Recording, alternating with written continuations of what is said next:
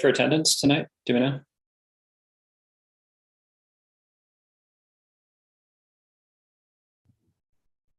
I do know that we had planned to excuse a couple of commissioners. We might give it a moment until Mr. Bakta is perhaps able to join us, but we do have a quorum.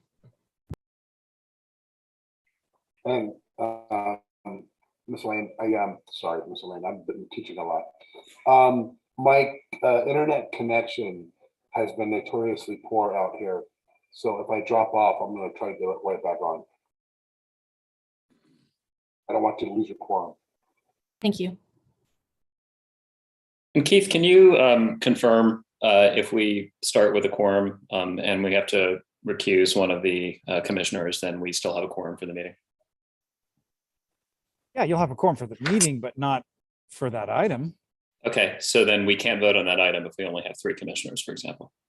Right, because this is a 7-commissioner board, isn't it? Yeah, that's what I was asking, whether a quorum for the meeting is sufficient or whether we need a quorum for every vote.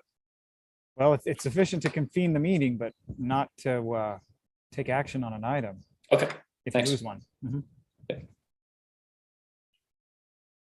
Eric, can you hear me? Yeah, Harry Bakta was going to be here and he's not, and then that would be our next person. Do you want to wait a moment for him or would you like to start? I have us on YouTube. I have us on Granicus. I just have the Zoom paused. I'm happy to wait a couple more minutes for Harry. Okay, we'll just keep everything else on. So just so everyone knows, you are being recorded and we are somewhat live.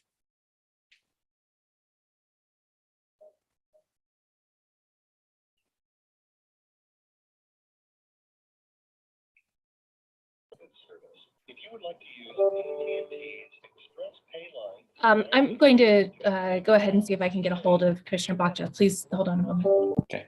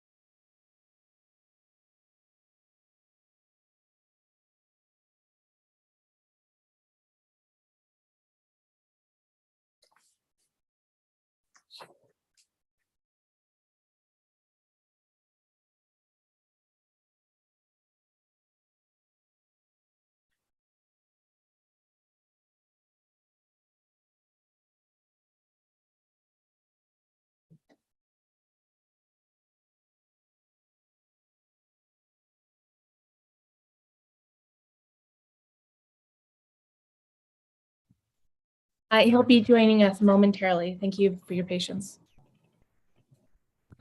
Oh. Great, thank you, Elaine.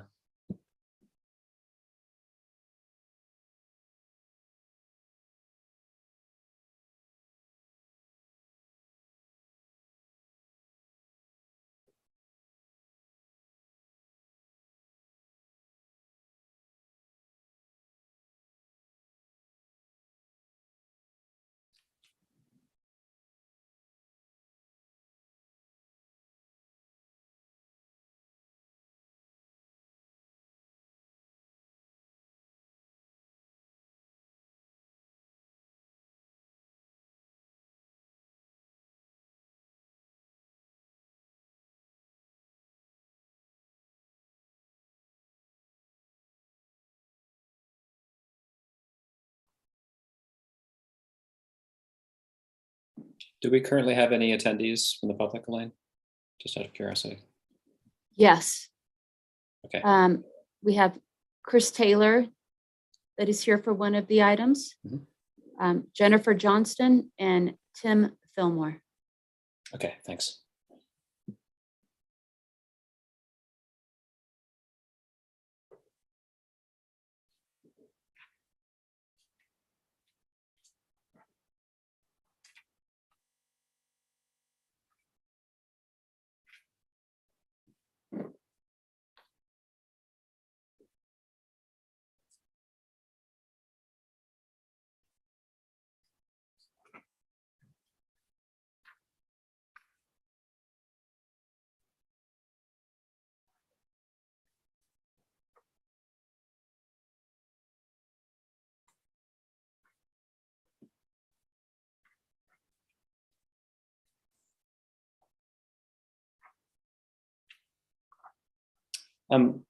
Michelle, maybe I'll propose that we begin the meeting, and maybe we can start with when we get to it. Is it possible to start with the conditional use permit for 586 West Line Street, in case Harry hasn't joined us yet? Sounds good. I have us on, so I'm ready when you are. Okay. All right, then let's call this meeting to order at 6:05. And we'll start with the Pledge of Allegiance. Bob, would you like to lead us?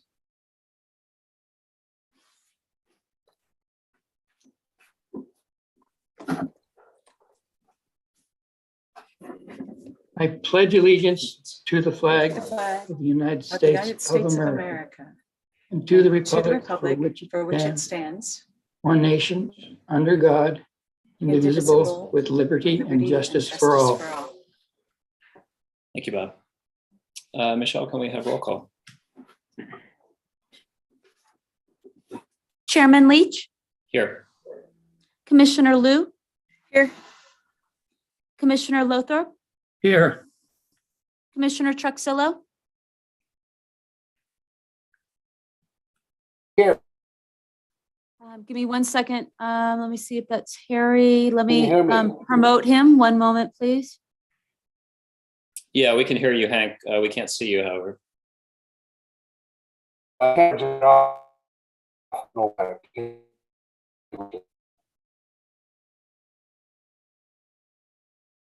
Give Harry a second to go in. Okay. Okay, Harry's on. Yes, sorry about that.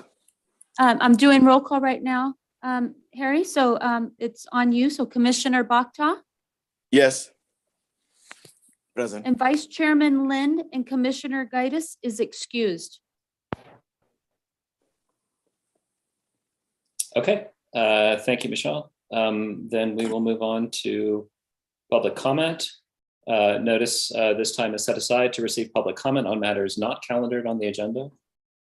We have several public hearings for calendared items, and the public will have an opportunity to talk at those times. This time is now for comment on matters not calendared. When recognized, it's requested you please state your name and address for the record, and please limit your comments to 3 minutes. Under California law, this commission is prohibited from generally discussing or taking action on items not included on the agenda. However, the commission may briefly respond to comments or questions to members of the public.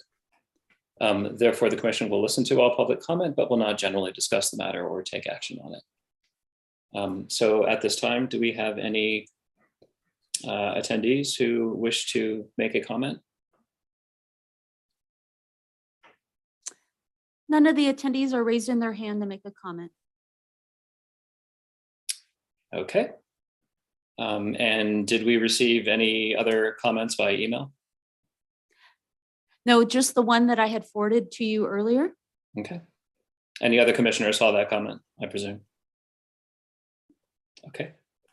Great. Then we'll close public comment and we will move on to item number 5. We're doing things a little bit differently now. Michelle has put together a consent calendar.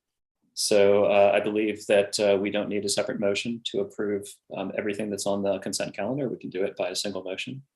And that includes special meeting minutes from December 14, special meeting minutes from March 10, and the information filing for the general plan 2021 progress report.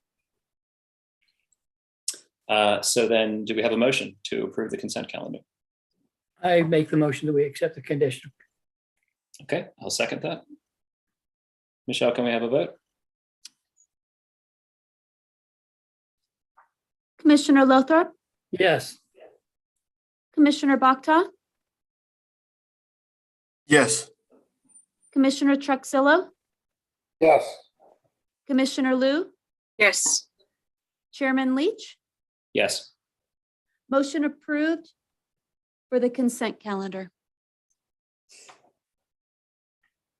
Okay, with that, we will move on to number 6 on the agenda, the first of our conditional use permit considerations. And I think given that Harry has joined us, we'll just keep the order as it appears on the agenda. So Tricia, I think you'll have to recuse yourself at this point.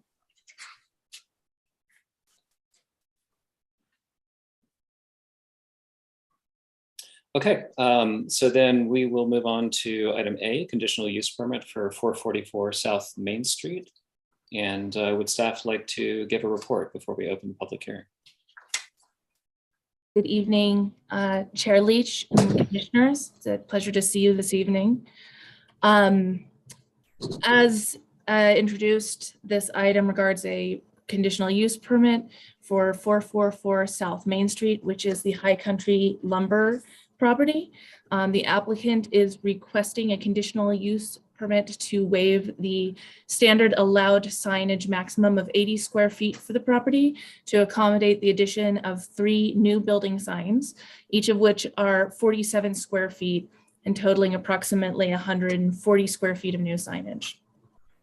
There is an existing conditional use permit for the property, which includes wall signs, a water tower, and a monument sign with LED signage totaling approximately 120 square feet. The applicant is proposing to remove 2 of the existing signs, which say High Country Lumber, each of which are approximately 18 square feet, for a total removal of 36 square feet. And then to add the additional approximately 140 square feet. So the total aggregate signage for the business would total 224 square feet. I would like to add, before there's deliberation on this item, that I know our agenda includes 2 items with regards to signage this evening, one being this conditional use permit, and the second being consideration of a signage ordinance. The signage ordinance is for review by the Planning Commission tonight for recommendation to the City Council, and cannot be considered towards the Commission's deliberation on the conditional use permit. It should be considered under the existing signage ordinance, which allows for an 80 square foot maximum. With that, I'm happy to take any questions that the Commission has. I also have some pictures of the existing building, if that's helpful to the discussion.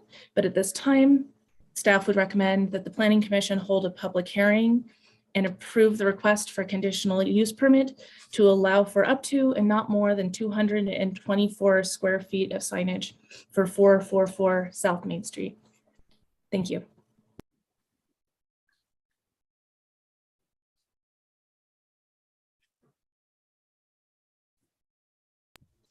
Chair Leach, you are muted.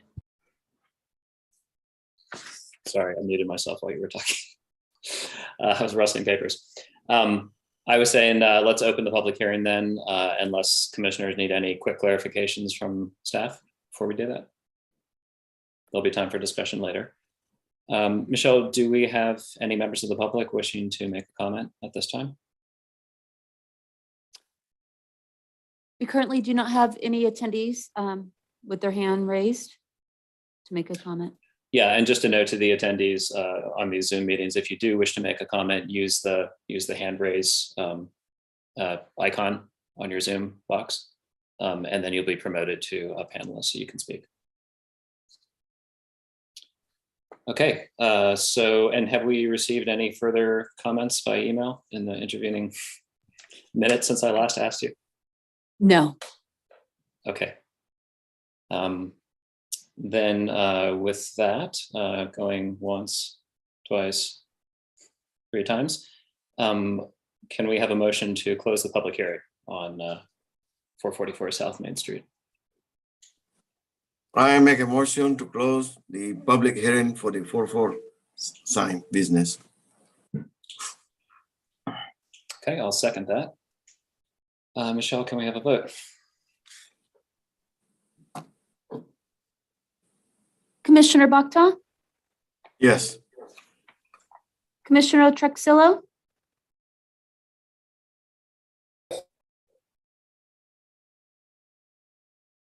Hank, we heard a little audio blip, but it wasn't clear what you said. Yes. Can you hear me? Yes. Okay, Commissioner Lothrop, Yes.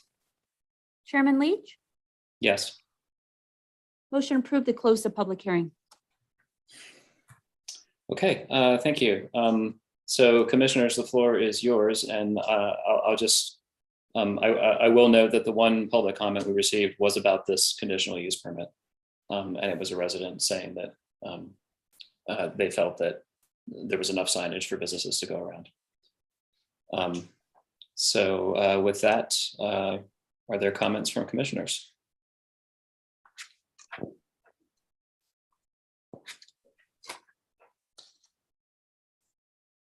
Elaine, I had a couple questions.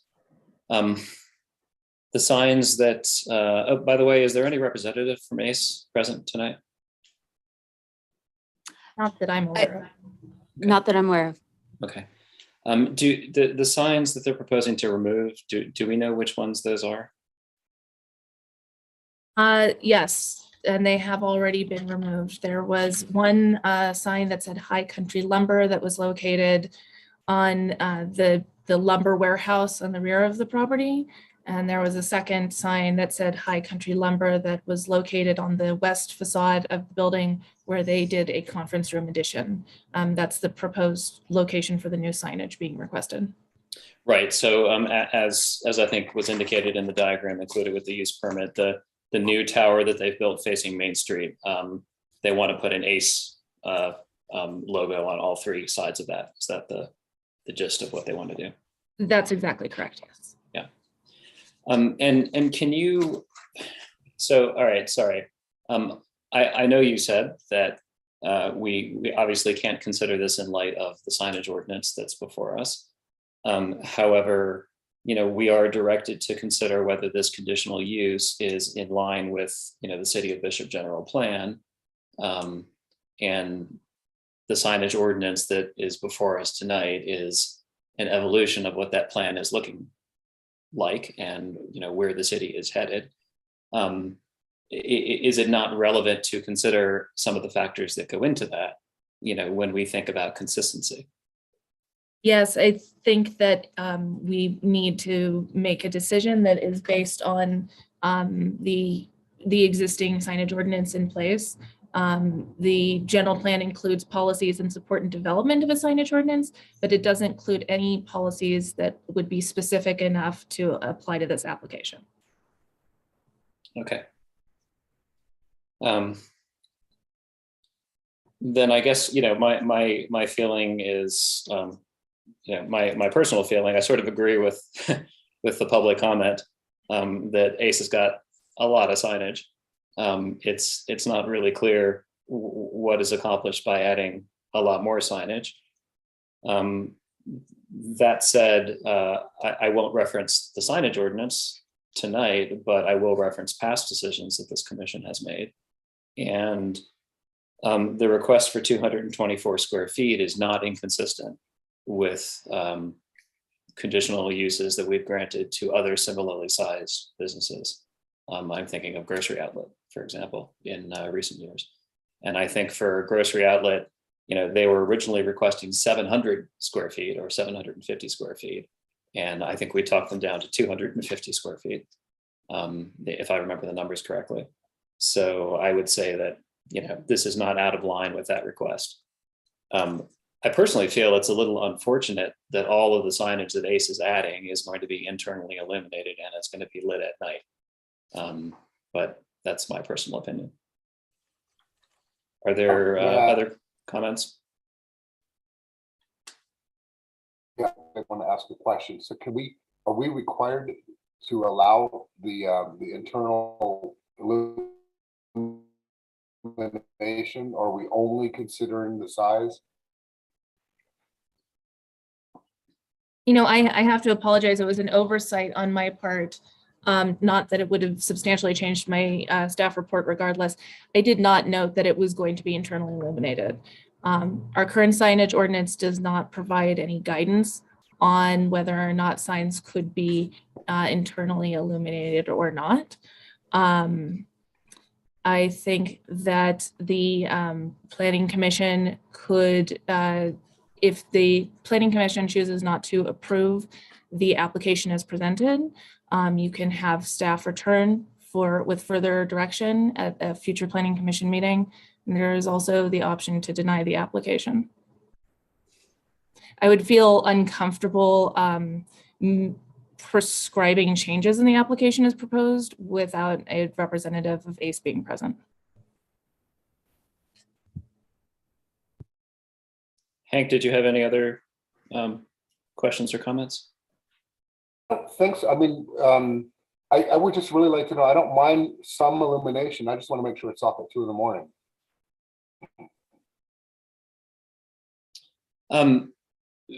Can I ask Elaine or Keith, you know, as with most of these conditional use permits, can we not also grant it with additional conditions? Yeah. Okay. I mean, one thing that I could see doing is allowing, you know, the maximum square footage that they're asking for, but request that they turn off the signs after hours. It seems reasonable, doesn't it? I would agree with that. Excuse me, Yeah, Harry, go ahead. like at my business, Elms Motel, I have set up the timer around 2 o'clock in the morning to, you know, go off, because after 2 o'clock, traffic is down and no customers are traveling north south, you know. So I believe ACE will put a timer, you know, unless they have the solar type timer on and off. But if they have the regular timer at 2 o'clock, they can turn them off, you know. Harry, though, do you feel that your situation is a little bit different because you are still offering services potentially at 2 in the morning, whereas ACE is not once the doors are closed? Well, yes, I'm offering 24/7, but the hardware store, by 10 o'clock, 11 o'clock, everything's dead in that area. That's what I mean. But Yeah. also the hardware store is closed by that time. Exactly. Yeah. You know, unless So- somebody has some problem to get something for the vehicle, you know, they can remember, but after 10 o'clock, sign should be off, you know. If they have one sign on, it's okay, but if they have 2 signs, I mean 3 signs, there's no point to have all the lights on, all the signage on, you know. Okay, well, I mean, I for one would be comfortable allowing the maximum square footage with the additional condition that, you know, any new internally illuminated signs are switched off by 10 p.m. Right, correct, sir. And excuse me if I cannot talk properly, but I got the flu symptom, you know. Okay, sorry to hear that. Bob, did you have any comments? Well, I was, you know, I went down there 2 or 3 times over the last week to kind of look at the signs. But one thing I didn't go down there at night to see whether that information sign, is that lit during the evening hours? The one on the northwest corner? I don't know. The monument sign, the LED sign. I have received comments from neighbors that it is on at night, yes. Okay. I wouldn't mind seeing that included in the shut-off procedure. But that monument sign also showed sometimes the time plus what is the temperature in the Bishop area. You know? The only other thing I would add is that monument sign, as obnoxious as I think it personally is myself, also displays information about what the store offers. And so it's potentially a slightly different circumstance than just having, you know, ACE lit up when the store is closed. That still can give information to people driving by in the wee hours of the morning of what's available in the store. Each of those signs, which is what, 47 square feet, and they want 3 of them. So that's roughly what, 4 by 10? Mhm. I mean, do they really need to be that large? I mean, do you need to be able to see the sign from when you come into town at the Beacon Curve? Or is it acceptable to see the sign when you're 2 or 3 lots, you know, from the ACE property? I think these are all reasonable questions to ask. I hesitate to get into micromanaging the, you know, what they think they want or what they want to do with the signage outside of granting them, you know, a certain amount of square feet, certainly without a representative present. So I think the options before us are either to table this and maybe request a representative be present the next time we discuss it so that we could get some clarification and maybe take the temperature of ACE about whether or not they'd be willing to work with us on some of these things, or to deny it, or to grant it with the conditions that we've already discussed. Hank, you have your hand up? Yeah, I just wanted to comment that I thought that frankly, the design of the signage, and I know it's large, but the design seems tasteful and within the decor of what we look for in Bishop. I just feel like we're looking for a dark skies possibility down the road, and we would want to limit illumination where we can. Yeah, I think I'm on board with that interpretation. The signage also didn't seem out of proportion with, the scale of the building and the other signage that they have. Okay, any other comments? Okay, well, I'm gonna make a motion that we allow the 224 square feet of signage with the condition that they turn off any internally illuminated signs that they're adding by 10 p.m. And maybe we can request that they consider turning other things off, like the existing monument sign at the same time, but I don't feel it's appropriate to bind that up into the same motion. So my motion would be to grant the 224 square feet with the condition that any new internally lit signs are off by 10 p.m. And commissioners can take it or leave it. If you want to deny it, vote no. And if you think that's okay, vote yes. Well, Do we I'll have second the motion. Okay. Thank you, Hank. Michelle, can we have a vote?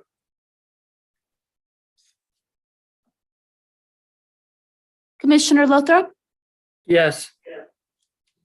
Commissioner Bakta, Yes. Commissioner Truxillo, Yes, Chairman Leach. Yes.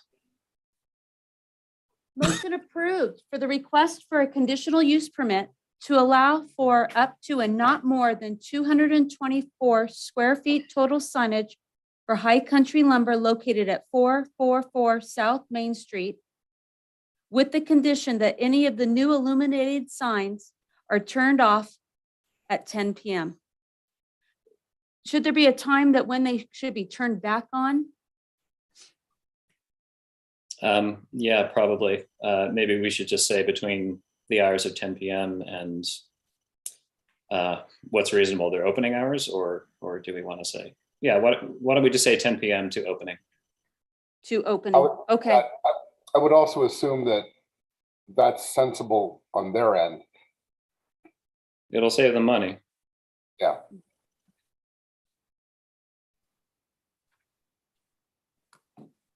Okay. Thank you. Thanks, everyone. Then let's move on to item B. And I think we need to call Commissioner Liu back in for this one.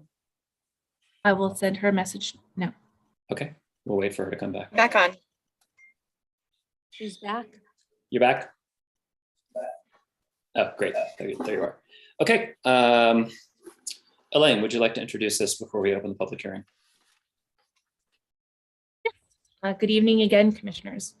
This item also involves a conditional use permit located at, the subject property is located at 586 West Line Street. The applicant is requesting the allowance to convert the building located in a commercial district to a residential use. There are 2 units that are located on the property. One of the units is an approximately 2,400 square foot building that is currently used for commercial. There is a real estate office in there and a financial advisor's office in there. The building was originally constructed as a 5-room home in 1946, and it was converted to a commercial use in the mid-1970s. The second unit is approximately 925 square feet, and it is currently used for storage. The property can accommodate 3 on-site parking spaces, none of which are covered. We do not currently have parking standards for residential uses in commercial areas. So we have in the past applied the residential parking requirement for residential zones, which is 2 parking spaces per unit. Therefore, the applicant is requesting the Planning Commission would waive 1 parking space for the studio unit in the rear of the property.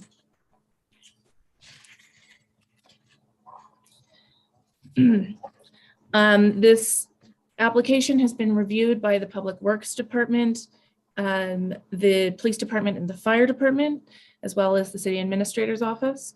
No concerns were addressed, although the Fire Department will require that the building comes to current fire code, particularly with regards to conversion of use. And so for that reason, I have a correction in my staff report. There are 4 requirements listed by the fire department here. I would like to add the addition that the building would need to be fire sprinklered per the decision of the Bishop Fire Chief. As I mentioned, the property is in a commercial zone and the land use designation is general commercial. All of the immediate surrounding properties are also zoned general commercial and are currently in some type of commercial use. That being said, the general plan does recognize that limited housing options are a barrier for business growth and economic development in Bishop.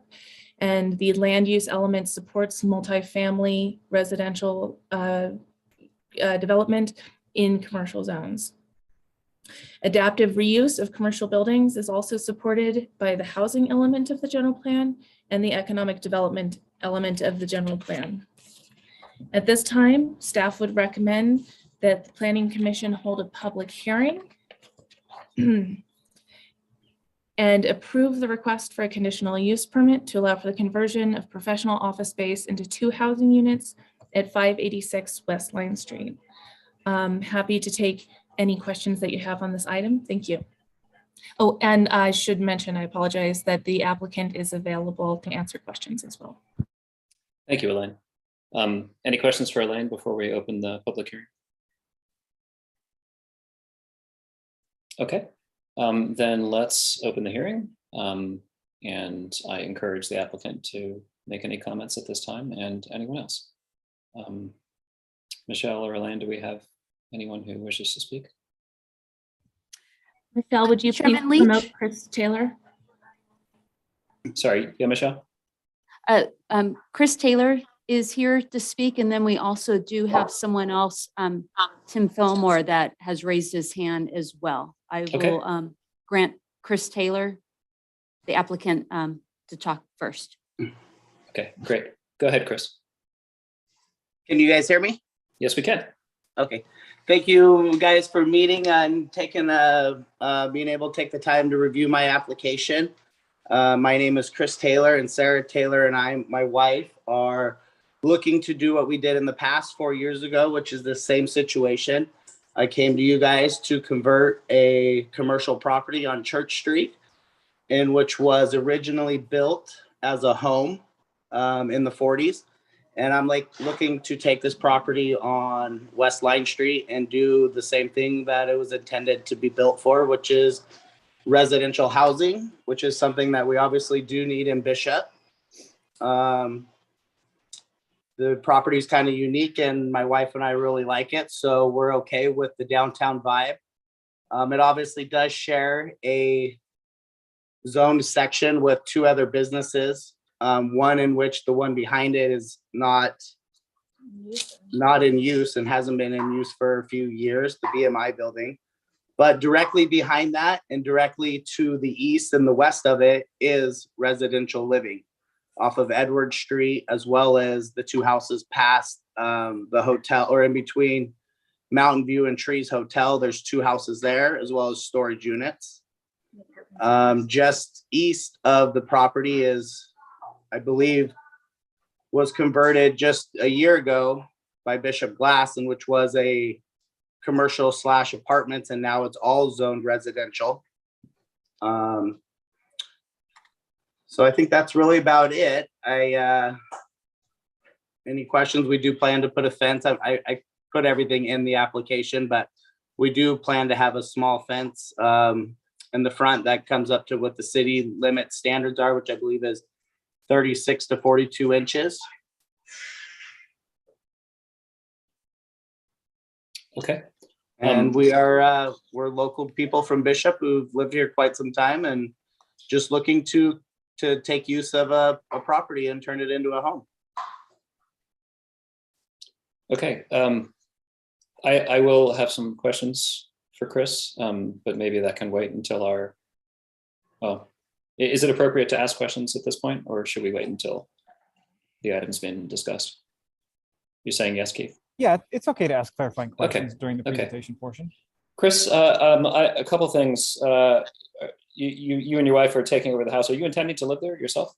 Yes, we're converting the front house into a property for ourselves to live in. Okay. And what do you plan to do with the unit behind it? We plan to turn it into a long-term or short-term rental once we obviously get our house established and get our thing going. We need to obviously convert that into it. Okay.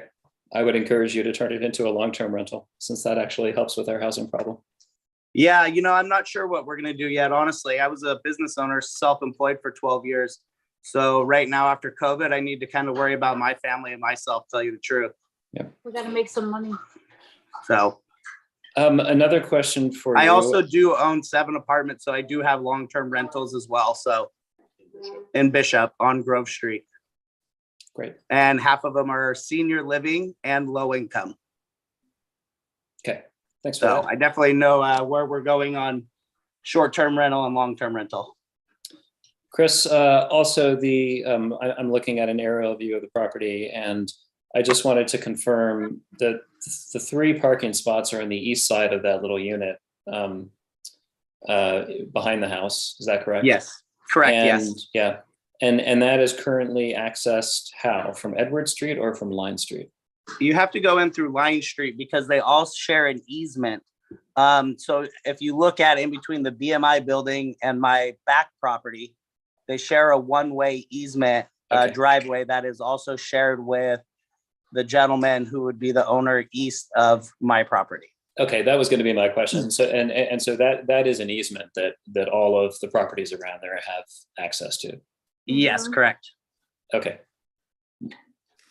Okay, I think those are all the questions I had right now. Thank you. Michelle, you said we also had Tim wanted to make comment? Yeah. Tim, if you're on right now, feel free to comment. I am on. Can you hear me okay? Yes, I can. Great. Thanks for meeting with us. And first of all, I just want to say I'm very sympathetic with the Taylors. I've had some conversation with his wife, Sarah. I am the building owner and actually the original builder of the property at 568 West Line. And there is a couple of concerns that I have regarding this, which is our property is built for the most part on a 0 lot line. And so to the south and to the east, our property is literally on the property line. So the building is on the property line. To the west, the parking lot is on the property line. So when I originally constructed the building, it was very meticulous in our engineering as well as surveying to make sure that we were right on that to maximize whatever we could get out of that property. There is an ingress egress easement that is in perpetuity. So I think the lot appears as though it's larger than it is just because it's open on the west side of my building, and then there's an open area on the south side of my building, but that does not belong to me. And so there's a shared understanding use besides the ingress egress that happens back there. There is a Eastern Sierra Propane has a fixed mounted propane tank that's on that corner that I don't know. That propane tank is not on my property, but does not service my property. Everything that I have at my property is full electric. Sorry, Tim, not to interrupt, but I just wanted to confirm, I'm looking at the map and the property in question is 586 West Line Street. Are you saying you're the owner of 535 West Line Street? 568. Where is 568? I don't see it. It's Oh, I'm sorry. 568. We're directly to the west, excuse me, to the east. It's directly to the east. So our parking lot, Got it. Got it. Right. The label is shifted on my map. Okay, so 568 is the lot directly to the east that it's half parking lot and half building. that's correct. Got it. That's correct. So, so to the south of my building, there is we have a roll-off dumpster that is serviced weekly by Bishop Waste. That is, I think it's being used by a lot of people, and I think I'm the only one getting the bill. But that's kind of neither here nor there. But that propane tank, Eastern Sierra propane tank, has no bearing on my property, and I don't know about 586 if there's propane needs there, but that's where that propane tank is. So it's not on my property. It's not my concern. The ingress egress certainly is. And then there are two other issues. I fully understand, especially if this vote does go to a residential, the need for some sort of fencing on the front part of that property. My concern is this with especially that type of fencing on the east side of this 586, which would actually run parallel to the parking lot. My concern is just as cars come and go, if that fencing is built on the property line, I'm anticipating some unfortunate damage that could happen to that fence as cars pull in and park, whether they're long vehicles, whether they're short vehicles. We do have bumpers that are installed at their appropriate location, but that's a tough one to imagine the damage that is there. There is one more concern that I have, and that would be for whoever. There is a very large cottonwood tree that's actually going to be the northeast corner of the kind of where the beauty shop building location is. That cottonwood tree, I'm familiar with the ownership of 586 over the years, and I'm familiar that there's not a tree ordinance necessarily, but that cottonwood tree is doing two things and potentially three things and all of them are negative. The one is the root system has created long-term damage on my parking lot side, which is, its root system is doing that. I fully believe that same root system is partially holding up the northeast corner of 586 in its location to that building. But then not just the root system, but the tree itself. I've actually had to ask the family to trim it back several times over the years because it encroaches over my parking lot. And as you're well aware, that cottonwood trees and windstorms in Bishop are notorious for creating some damage. So regardless of whether this goes to residential or stays commercial, that tree is an issue. And I just want to address it in that regard. So the ingress egress easement, the reality that even as you look at the property, there's no other room for parking. And I think your request was to lower it from 3 to 2 spaces, which seems like about it's reasonable to have 2 on the backside of that building, but of 586, but not 3.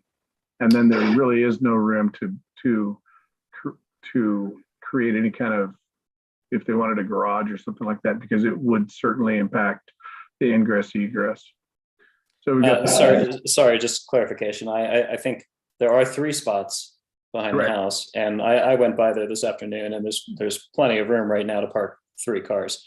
Okay. But the request is to reduce the requirement, which is 2 spots per unit. So it should be a total of 4 to the total of 3 that currently Gotcha. exist. I think. Okay. I mean, correct me if I'm wrong, Elaine, but yeah. Okay. But Tim, let me put you on pause for 1 sec. Is it fair to say that, your concerns don't fundamentally have to do with the change in use? Your concerns have to do with, the change in ownership next door and the sort of relationship that you would have with them, and making sure that you maintain, the understanding about the issues with the property with whoever owns that lot, whether it's commercial or residential. Yeah. Would that be a fair statement? It's relatively fair, Eric. I'm not sure, going back to residential, on these Line Street properties, I get it. I mean, I fully understand the housing need. The fence on the east side of 586 and my parking lot certainly seems to be a concern to me, just in, if it was located a little bit further off from that parking lot, just so that it's not, if it's not butted right up against the parking lot because of cars, as cars pull in there. You're talking about cars pulling in there, every day, potentially, maybe not so much on Sunday, Saturday, but certainly, Monday through Friday, it's a busy parking lot. Sorry to interrupt again. Just a clarification, Destin, I was curious, you might have insight on this. If an owner wants to build a fence, on part of the property, can they build it, right on the property line? Does it have to be within their property boundary? So actually, that fence can be built right on the property line. And I'm just looking at it right now, and I was thinking about the idea of adding wheel stops in those parking lots to stop the cars from getting to the fence. But I'm afraid that if you look at that photo there, all of them are encroaching over that line right now, and doesn't leave a lot of room for that driveway. I'm sure they're non-conforming parking spots. So I see his concern, and maybe it could be worked out. But yes, they're entitled to put that right on the property line. Okay. Fence. So yeah, sorry, go ahead. No, you're good. Go ahead, Eric. Oh, I was just going to say, but again, I come back to that's an issue that, whoever owns those properties in whatever capacity would have to be agreed to between the 2 owners. Agreed. Right. And just for clarification, there are wheel stops or bumpers on those spaces now. Okay. I think, Tim, did you have a lot more to say, or does that capture? I think that pretty much captures it. I get it. It makes some sense as far as the need. Doesn't make a lot of sense right there in the middle of the commercial areas. And I'm very familiar with how Bishop has transitioned over the years. And they've been a long time Bishop homeowner as well as property owner and resident. So prior to all of this, although I currently do not live in Bishop. Okay. Well, thank you for your comments, and I think you've expressed your concerns very clearly, and I certainly understand them. I think the rest of us do.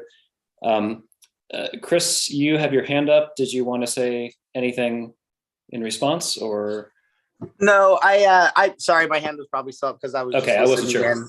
Yeah, no, and my wife and I have talked with Tim already in the past about it, and we don't have a problem with the tree thing. Obviously, if it's an issue for his parking lot, we can definitely work something out to get rid of the tree. It's not a big deal to us. The parking, we do have the 3 parking spots.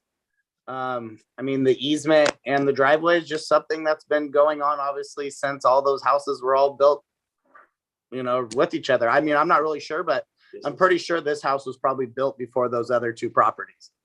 And those properties were built around them. A parking lot was paved, a one-way driveway was made. There's plenty of parking on Edward Street. There's 3 parking spots out on Line Street right in front of that house, which I will never probably park out there, I can imagine, but there is parking. And yeah, I think that's it really. I think, like I said, we just want to turn it into a property in which we can use for residential and open up another spot for living. Okay, and just a question I had for either legal or Destin, or probably Destin. But given the easement situation, there is no possibility that the owner could build a fence, for example, that would obstruct the easement for the other property owners, right? That would be illegal. I would have to say, and Keith may be better suited to answer this, but I need to see the easement and, make sure how it's written and what the exact dimensions and all that. But if there's a clearly written easement legally done, then yeah, it's pretty hard to break that. Okay. Certainly they could build over the easement, and it would be incumbent on the easement holder to file an action to remove the encroachment. But if it's, like Justin said, if it's clearly worded, that's unlikely to happen. Okay, and again, these are problems that exist with the 2 properties right now. Yeah. Okay. I'm not muted, right? No, no. Did you have more to say, Tim? Just to say that ingress egress easement was actually filed. It is recorded. It's part of the deed from and in perpetuity from when I originally developed that property. Okay. So, okay, great. Are there any other comments from the public before we move on to planning commission discussion? Chris, your hand is still up. I'm gonna lower the hand right now. I think, and also if obviously the parking and the easement is something, I mean, I know you guys don't want to give away the 3 required parking spots that are already back there, but I would park on the street if needed. It's just me and my wife driving a car. We don't have, obviously we're not parking a camper and a trailer back there. But if our property needed to be fenced off to just our yard, then we would have no problem parking on Edward Street, I guess, if that's an issue. I mean, I didn't think it was an issue because all 3 properties have shared parking at this lot for 20 years. And in all reality, there's going to be a lot less parking because we're talking about 2 businesses that are in there that are constantly bringing in either customers, clients, employees, etc. We're talking about a family of 4 and a cat. Okay, So, well, it's less parking. No, to me, it doesn't sound like it's a problem. It just sounds like it's a well-voiced concern about For sure. about property owners being good neighbors, and I think it's in everyone's interest to work with each other to make that happen. Yeah. Well, thank you very much. I appreciate taking the time to listen to us. Okay. Well, we appreciate your comments. Thank you. Michelle, do we have any other comments from the public at this time? No, we do not. Okay. Then do we have a motion to close the public hearing on 586 West Line Street?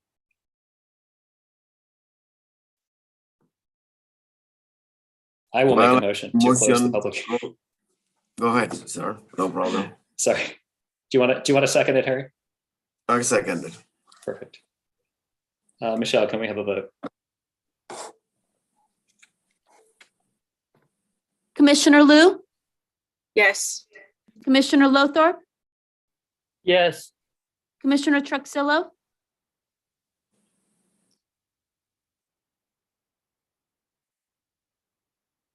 Hank, we've lost you again. Commissioner Truxillo. I'm back. So yes. Thank you.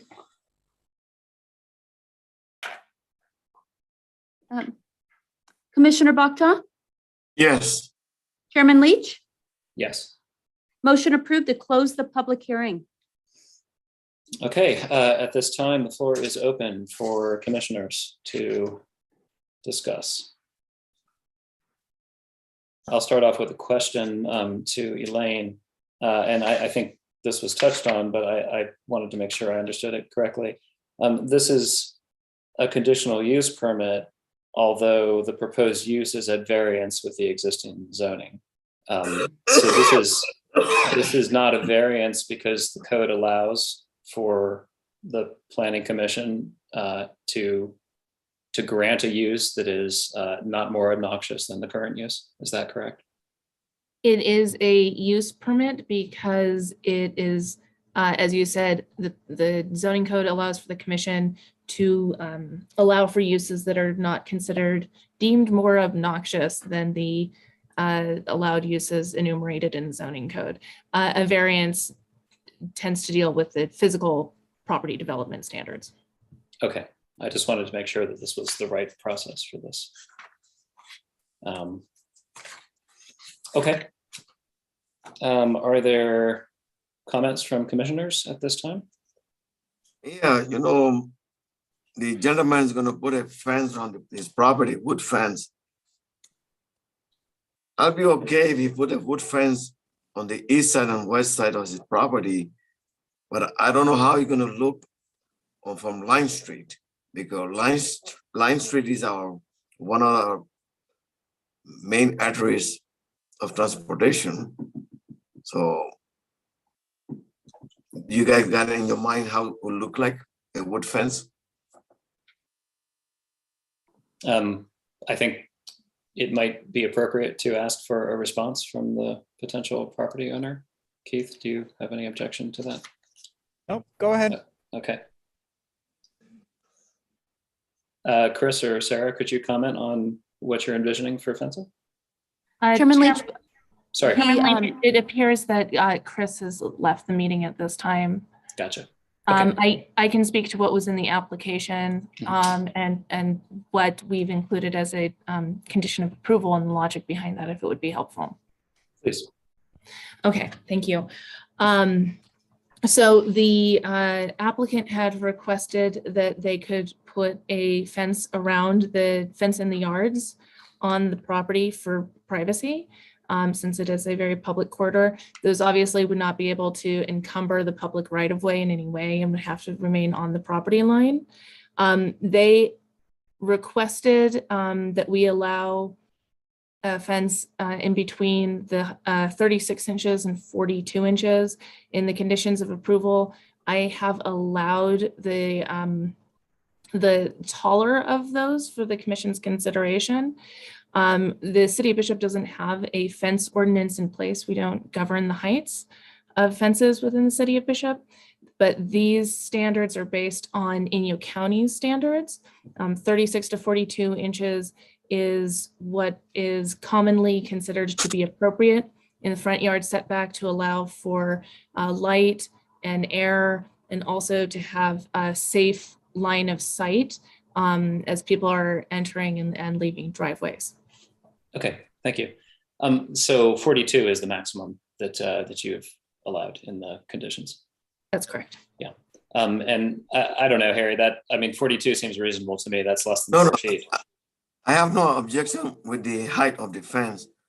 Like I said, on the east side and the west side of the lot on Edward Street, they got the fence, but the fence on Line Street, how it would look like. That's my question is. No, I hear you. I did understand what you were asking, but I'm just envisioning, if they were going to put an 8-foot fence on Line Street, and now that section just becomes, a blind cordoned off fortress, that would significantly impact the view shed, from the road, from across the street. But my feeling is that something that's less than 4 feet, that's something you can see over, you can see into the yard.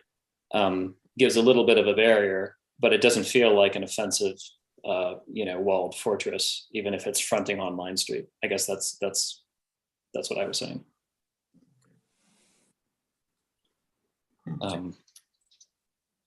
Okay, other comments? Trisha, Hank, Bob? I'm Sorry, good. Trisha, you said something, but you were muted. No? Okay. I guess the only other thing I would say is that, we all know the situation that we're in with housing. personally, I'm happy to see businesses in weird mixed zones, especially ones that look like houses being converted back into houses. Provided that they actually provide housing for people who live here and aren't just held vacant by people, for weekend homes. And it sounds like, the main usage of this house would be for someone to live in it. So that seems consistent with, the goals of the city. I guess that my feeling is that it's generally favorable. And I think that, the loss of one, the reduction from 4 required parking spots to 3, the 3 that exist doesn't seem like a big onus, given that there is generally plenty of parking around there. I hear Tim's concerns, and I'm sympathetic to all of them, but honestly, they sound like concerns that any 2 property owners have. And I feel like he would, they would need to sort those issues out, regardless of whether this gets converted into a residence or whether it passes into another commercial use. It just depends on who the owner is and what relationship you have with the owner. So I don't feel like the residential use would be a significant change in those issues, although they are legitimate concerns. That's all I have to say. Do we have anyone who wants to make a motion here? Okay, I make a motion that we should grant the applicant 4 parking space required to 3 parking spot to be allowed. And this is with the additional condition that the fence on Line Street be no higher than 42 inches. Is that right? Yeah, that's fine. And allowing for the conversion of the residential use to a commercial use to a residential use. Yeah, yes. Mhm. Yes. Because the problem is going to be in Bishop parking, and all the major downtown in the state, they have parking problem in downtown area. I think we have a walking problem. I don't think we have a parking problem. Do I hear anything? Hank, did you have something to say? I see your box lit up, but I don't know if you're screaming impotently at the Zoom box or if you're simply not saying anything.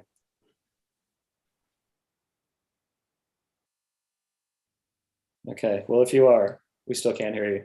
So you should text Elaine or, there we go, your hand's up. Yeah, I did have a question. It's a real quick question. It's going to residential use and not mixed use, right? The lot would go to entirely residential use. Entirely right. I just want to make sure. Thank you. Yeah.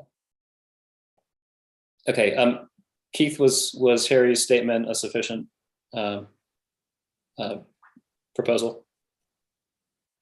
In terms of a motion? Yes. Sure. Okay. Do we have a second?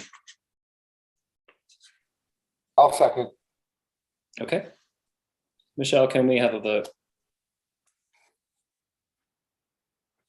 Commissioner Liu, Yes. Commissioner Lothar, Yes. Commissioner Bakta, Yes. Commissioner Truxillo, Yes. Chairman Leach. Yes. Motion approved for the request for a conditional use permit to allow for conversion of professional office space into 2 housing units at 586 West Line Street, with the condition that the fence along West Line Street is no higher than 42 inches. Trisha, you wanted to say something? And the reduction of parking from 4 to 3 spaces. Yes, yes, with the parking spaces that are required of 4 down to 3. And also none of them are covered. I guess that's a departure from. Correct, none covered. Okay. Moving on then to item C, ordinance adding Title 17, Chapter 85, entitled Signage. Elaine, take it away. All right, good evening once more, commissioners. This item is with regards to adding a signage ordinance that is entitled, that would be the addition of Title 17, Chapter 85, and would be entitled Signage. And this would replace the current signage ordinance that's found in section 17.76, point 110. As we discussed earlier this evening, the current signage ordinance is extremely limited in its guidance, which is proven to be difficult for both staff when interpreting different signage proposals, as well as for businesses who struggle to have clear guidance on what the city is looking for, how signage is measured when they submit an application, so on and so forth. And the existing signage ordinance simply reads that exterior signage shall not exceed 30 feet or height or 80 square feet in area, nor shall any such sign or an accumulation of exterior signs exceed 80 square feet in area without obtaining a conditional use permit from the Planning Commission. The general plan land use ordinance, or I'm sorry, the general plan land use element identified a policy when it was adopted that design guidelines for new commercial development must be prepared that will focus on creating a positive impact to the city. Design review should take place, emphasizing building arrangement, facades, signage, and landscaping. The general plan direction to create downtown design guidelines and signage guidelines was also underscored in the economic development element under policy 1.5, which states that the city should update the municipal code to strengthen the downtown overlay zone to allow for increased density, height, mixed-use buildings, parentheses, example given, retail first floor, housing above, and reflect updated planning goals as established through the general plan.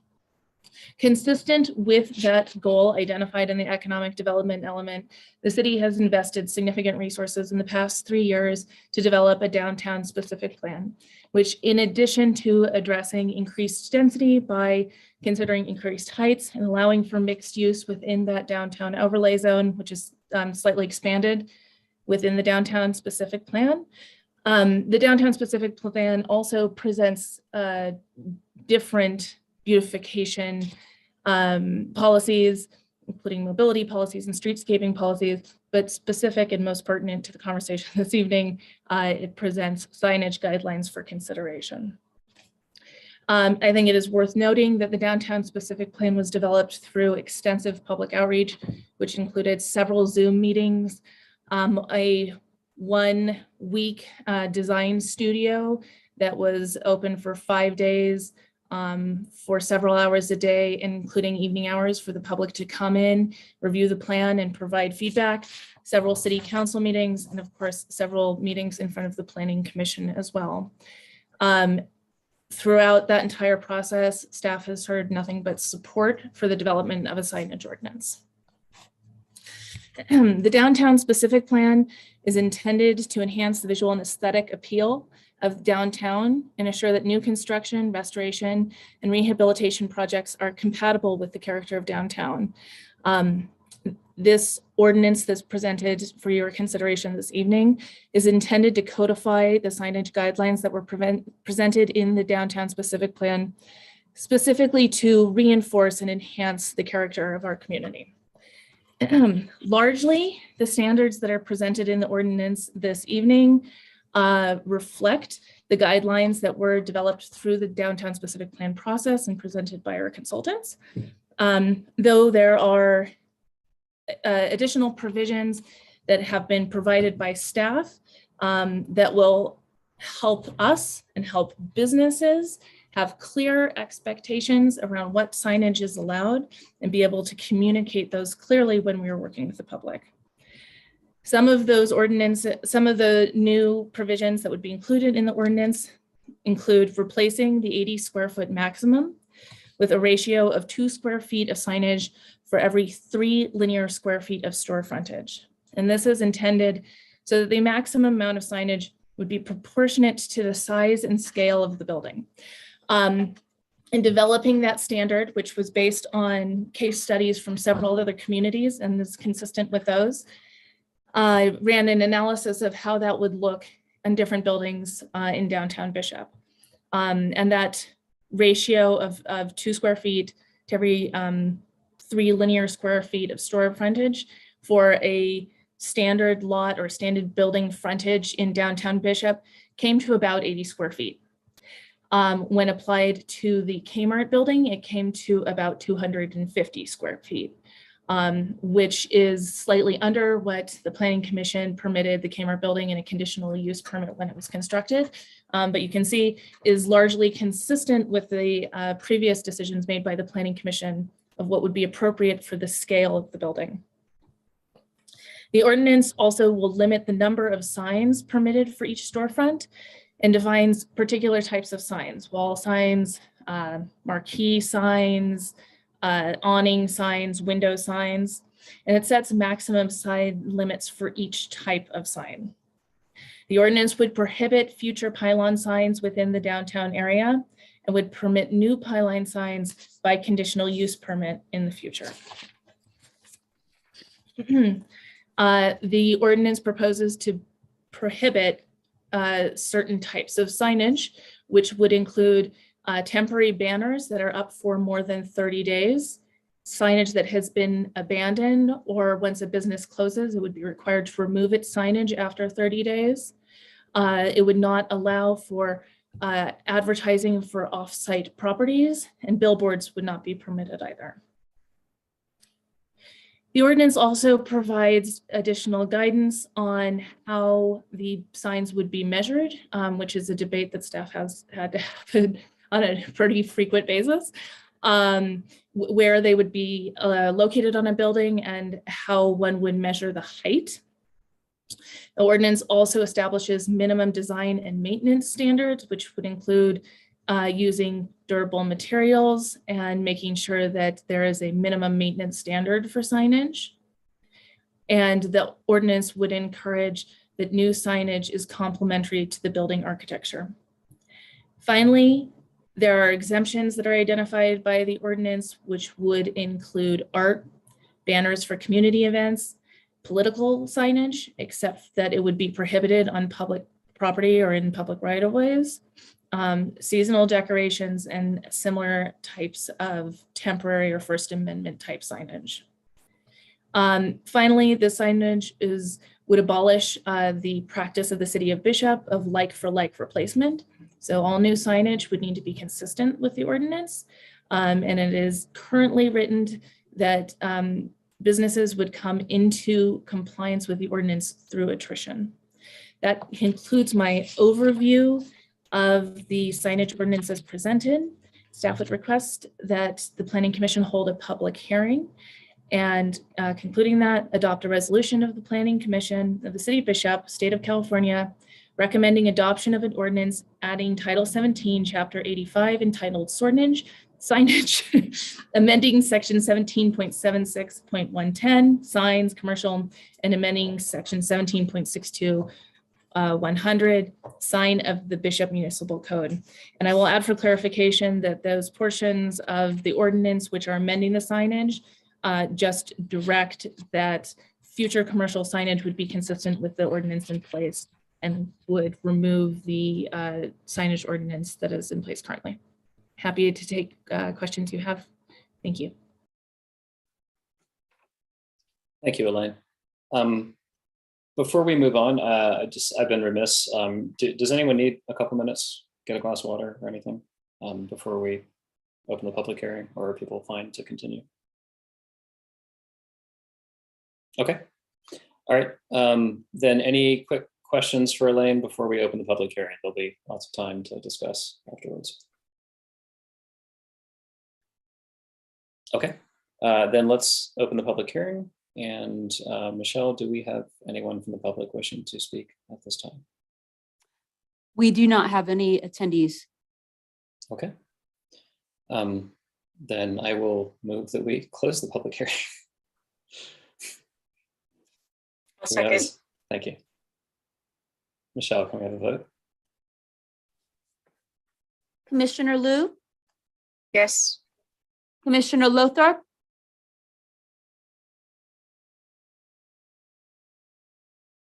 Commissioner Yes. Lothar. Thank you. Commissioner Bakta, Yeah, Commissioner Truxillo, Yes. Chairman Leach. Yes. Motion approved to close the public hearing. Okay. Commissioners, take it away. Yay. About time, huh? It's only taken me 35 years. Long overdue. I agree. Elaine, can I, oh, go ahead, sorry. All right, so just a real quick thing.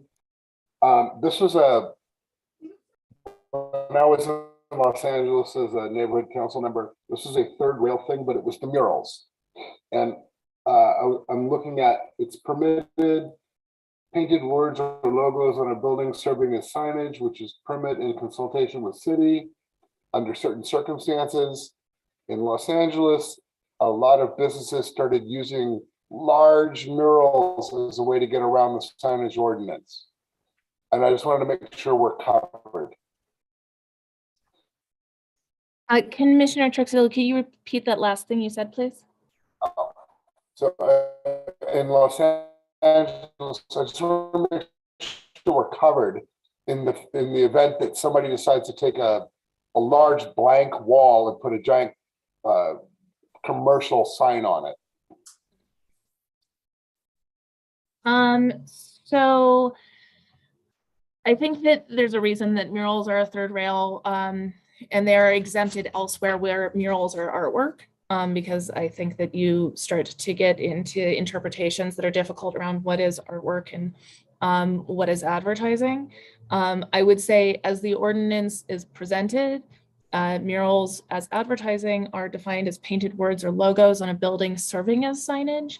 And if there are concerns from the Planning Commission looking to set a standard for that, we did not currently put a maximum area per sign in place, and the Planning Commission could make a recommendation of what you would find appropriate, perhaps basing it on something consistent with the other signage that's included here, such as 30 square feet is allowed for a mural as advertising signage. I just want to make sure that it has to be asked. LA eventually had to ban all murals until they worked it all out. And that meant even murals on a person's house, which you can imagine could come up. But I just wanted to make sure that we're prepared to deal with that. Yeah, I was also curious about the murals issue. I thought I saw. Sorry, I've lost the specific place.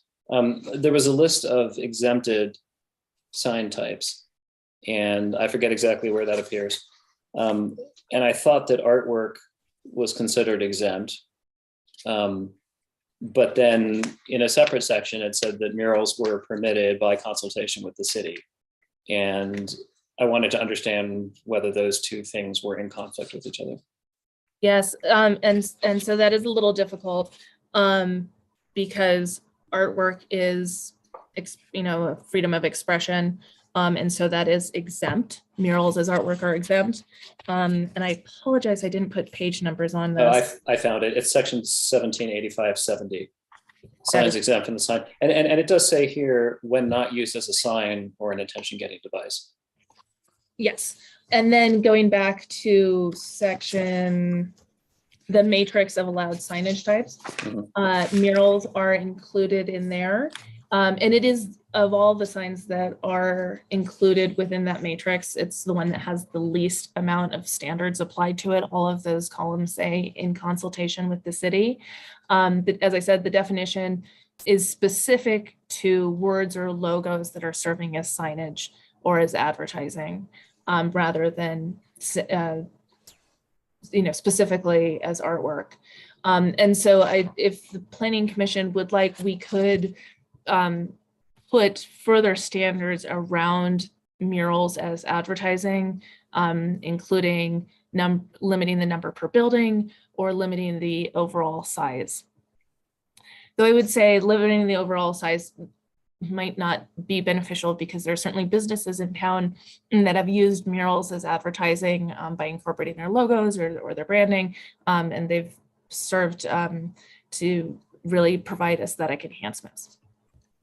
I certainly agree. I mean, I don't personally feel like, we need to limit the size or place a whole lot of explicit restrictions.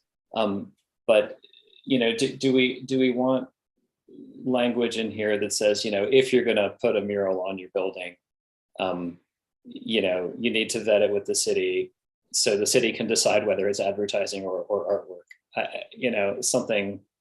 That's hugely dangerous. I understand. Yeah. Imagine if you wanted to paint a mural on the side of your house of the American flag, which became an issue in Los Angeles. Well, then do we, the wording in this thing already says, art's allowed when not used as a sign or attention-getting device. Murals require a permit when they include painted words or logos serving as signage. I mean, that sort of addresses, the permit for words or logos is kind of what I'm after. Yeah, I tend to agree with what we've written here.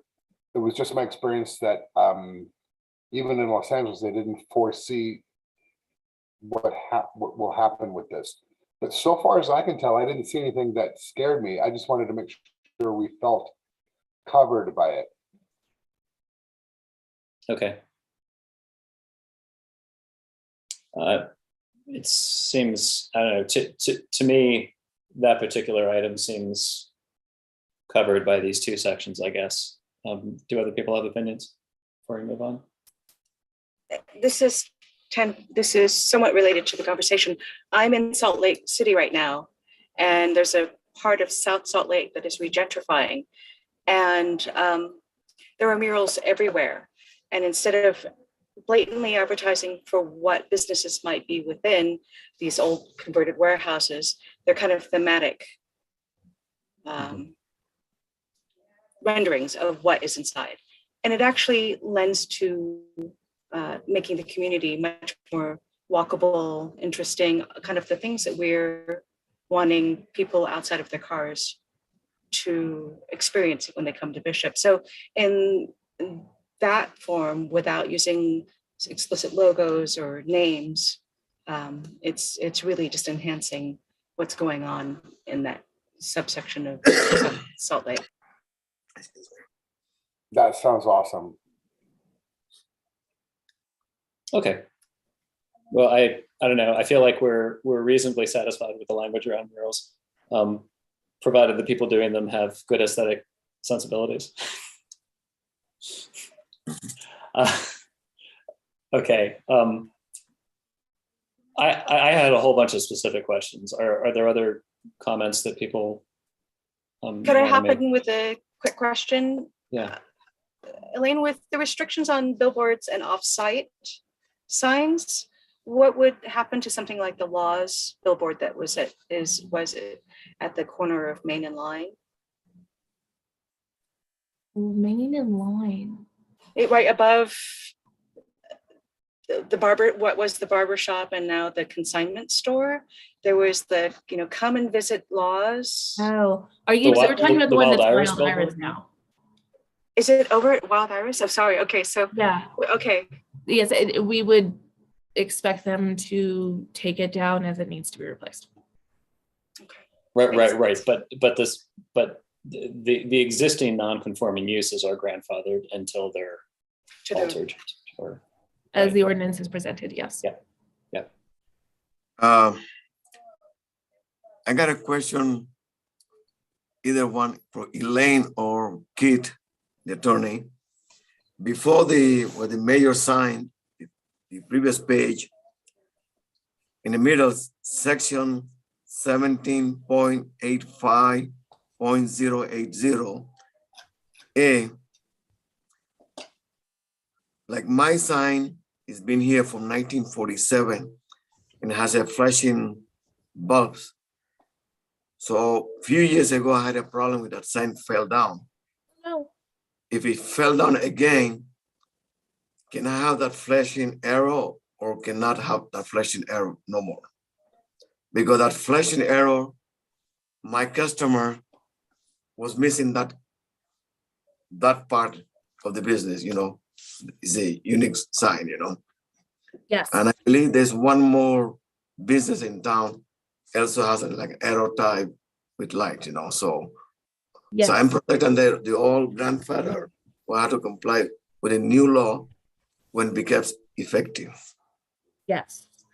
So as the ordinance is written, if your sign fell over, you would need to get a new sign that is consistent with this ordinance. That being said, there are certain signs that I think are considered valuable to the historic character of Bishop. And that is identified under neon signage, which your sign is not. And we could expand the language to consider certain types of historic signs that contribute to the historic character of our community. But there is also a standard or a section that was included in the ordinance. You'll have to give me a moment to find it. I apologize. But largely what it says is it allows a property owner or a business to basically request something similar to a conditional use permit in which they can make a written argument about why the sign that either the new sign, or I suppose in your case, the historic sign that they'd like to preserve is reinforcing the intent of the ordinance for preserving downtown, for preserving and enhancing the identity of the community. Here it is. It's section 17.85.20, applicability, subsection D. I'm pretty sure that's it. Yes. And so it reads, the proposed sign achieves the purposes and objectives. You have to make these findings. The proposed sign achieves the purposes and objectives of the sign ordinance. It exemplifies innovation and creativity and is appropriate with the and consistent with the architecture and context of the building and the neighborhood where it is located. And so I think that their ordinance includes some wiggle room for an applicant or a business to make an argument that what they're proposing reinforces the goals and objectives of this policy.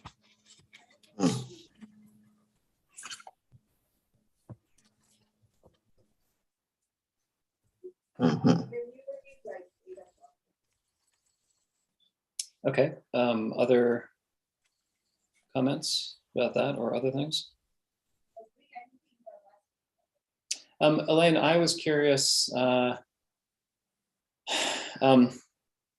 I'm fuzzing out on all of the language in the document about illuminated signs, what's permitted, what isn't. But there are restrictions in there about,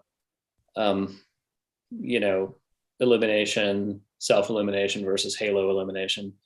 And I was curious, I don't think we have language in there about, for example, what we discussed about ACE, about turning signs off, do we explicitly? No, there's no language with regards to the times of day that signs could be illuminated. Okay. Of course, from a dark skies perspective, I'd like to see everything turned off at night. That's probably an unreasonable position to foist on the city. But I was wondering about, we have a lot of these funny grandfathered mixed use commercial residential zones like the one we were discussing on Line Street. And I do think it would be obnoxious if businesses in those mixed zones had brightly lit signs that were on all night, shining in their neighbors' bedroom windows. So I was wondering, we don't really have a whole lot of language in this ordinance as it's written, distinguishing regulations by zoning, do we? It's just sort of a blanket statement about signage. It is a blanket statement about commercial signage. Yeah. And that is in part because signage is prohibited in residential zones already. Oh, by the current Yes. ordinance. But if this replaces the current ordinance, is there language saying that it's prohibited in residential zones here? We were retaining the language that would prohibit it in residential zones. Okay, but what about mixed zones? Well, so it's a little cart before the horse. The intent of, obviously, this is pulled from the downtown specific plan and the mixed use overlay, which will be intended to allow for residential within the commercial zone. And I think that that simply will be the character of living in a residence in a commercial zone, is you will anticipate that it's going to have commercial lighting and Mhm. commercial traffic, and there's going to be signage on the buildings that's lit. Okay. It's going to be a slightly more urban living standard. Yeah, and I certainly wouldn't object to it on, on Main Street, like in the kind of, downtown corridor. I was just thinking about more of these sort of off ends of Line Street, where there are like houses, down at the end, at the east end, where there are houses across from that, whatever, that Caltrans facility and the garage and the gas station, and more of those kinds of areas, right, that aren't in the specific like mixed use overlay, but have commercial businesses around residential units. Right. So for instance, on East Line Street, that's most of East Line Street is zoned residential. There is that pocket of C2 at the very east end of Line Street. Yeah, that's the bit I'm thinking of. Yeah. Okay. All right. Well, I just wanted to make sure that we had considered that and we're okay with that. The other thing I think is clear, but I just wanted to make sure, I was reading through the Mammoth ordinance, which you provided with the city council agenda, I think back in February. And, they have very explicit language about roof signs, and there should be no roof signs. I think there is in the matrix, it says no sign shall project above a roof line. And I just wanted to make sure that we have enough language in there that it's clear you can't put a sign on your roof, because I don't think that should be allowed. I am comfortable with the language that no sign shall be located above the parapet of a building. Okay. I have more questions. Anybody else want to jump in before I continue?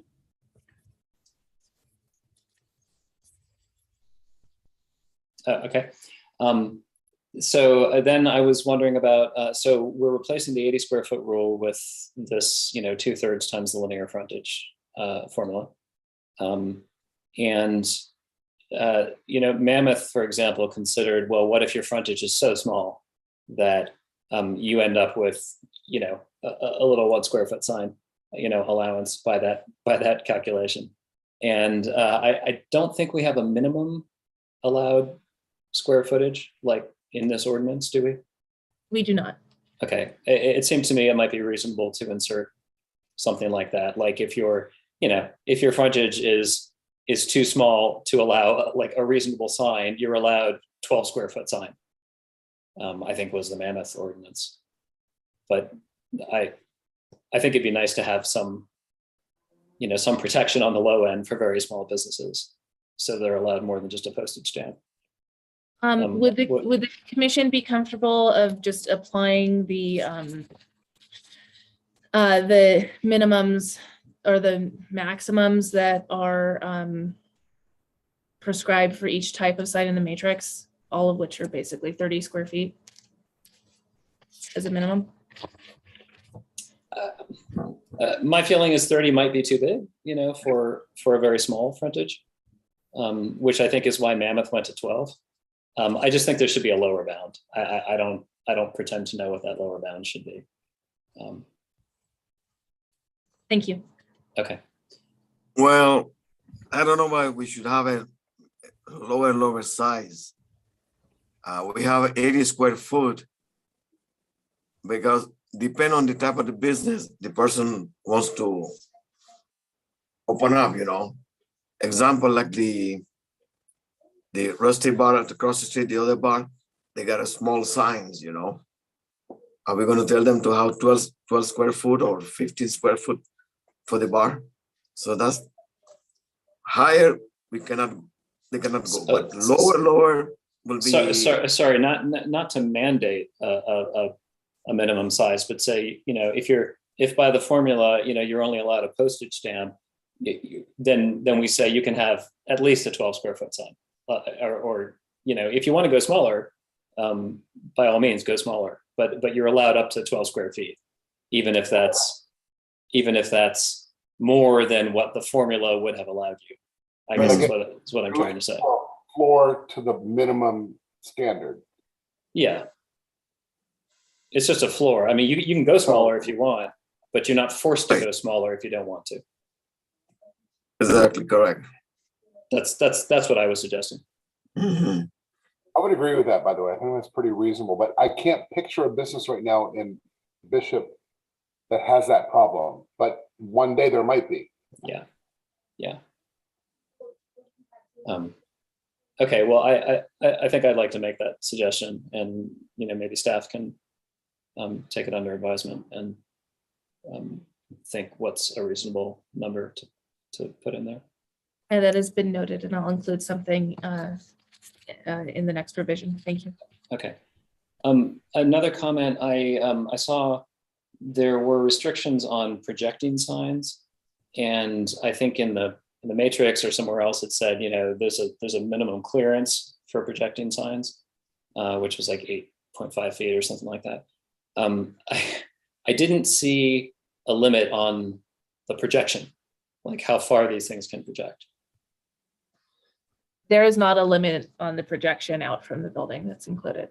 Okay, it seems to me like that might be a good thing to limit. To that point, Elaine, what were you thinking of in terms of projection? What are you envisioning? As a distance out from the building? I mean, I mean, the ordinance does say that it can't project into a public right of way. When I read it, I was thinking of. So when I heard it, I thought we were talking about, like, I don't know, auto sales projecting lights in the sky. That's not what you were thinking. Oh no, I think they mean like a sign sticking out from the wall like this, right? That's correct. It's a sign that's perpendicular to the building facade. Doesn't Caltrans have the right of way to the front of businesses on Main Street and actually Lime Street as well? That's true.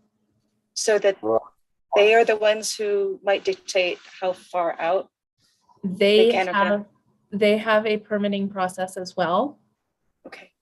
Yeah, but the So it's business owner two. would be required to comply with both permitting processes. Okay, well, I was just noting that there is no limit in the current ordinance. I note that the Mammoth ordinance has a 6-foot limit. And I don't know if that's something that we want to put in there, even if we don't have control over the right of way, as Tricia suggests. Okay, that's noted.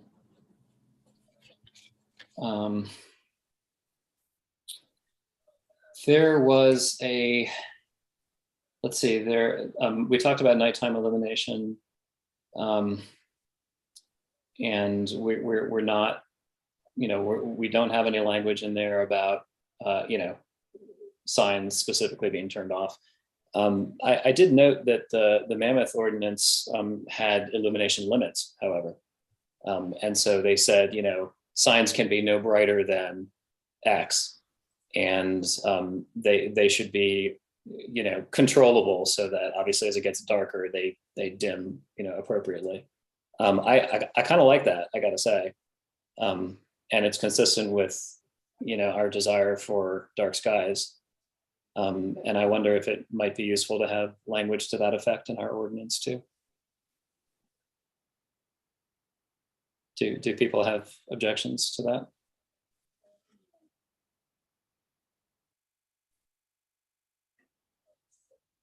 Okay.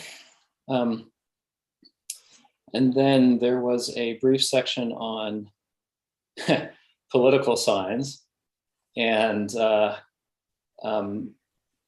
think our ordinance has restrictions on the size and the height, but I didn't see any restrictions on how long they can persist after an election, or how soon they can be put up before an election.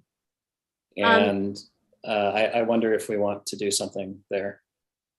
I just like to point out that the ordinance does not include standards for size and height.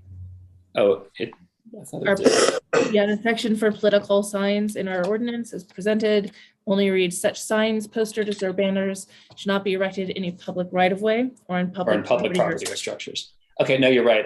Then I'm remembering the Mammoth one that has restrictions on the, they could be no more than, 4 feet off the ground and, blah, blah, blah. But maybe we want that, right? Is that something that other people think it might be reasonable to consider? I mean, I'm thinking right now of like the county elections, right? That are happening in June, and we've already got signs papering, the city. And it's one thing to say, oh, there shouldn't be signs up right now. But it is another thing to say, once the election's over, take them down, because we don't want to live in what looks like a junkyard. That's just my thought. Commissioner Eric, I Yeah. believe the attorney can correct me, Mr. Kidd, but like I got a sign for me for one of the candidates. After the primary election or the general election in November, all the candidates, whether they win or lose, they have to remove that sign within 30 days' time. If not, I believe there's a fine for them. I'm not aware of an explicit requirement that it must be removed by 30 days. I think some agencies have local ordinances that require that, but Bishop does not, and there's no state law that requires them to be removed. Mhm. So, Sorry, go ahead, Hank. Commissioner Leach, yes. I think I would normally agree with that in a normal world. But I also believe that there's a large number of Inyo County constituents who like to make political statements on their lawn, and they would be very unhappy if they couldn't. And so I'm not sure this is a fight. Yeah, well, I just wanted to bring it up, and I would agree that there's I'm making a distinction between a political statement, choose freedom over fear, versus a political candidate, which is I support this person for a race, which is now over, and I think that's where I would draw the line. You sign whatever you want in your yard, but if it's specifically an election sign and the election's done, Mammoth, for example, says I think 5 days after the election they all have to be removed. Just putting it out there. Elaine, you've had your. Sorry, Hank. Yeah, I would agree. Inyo residents might make.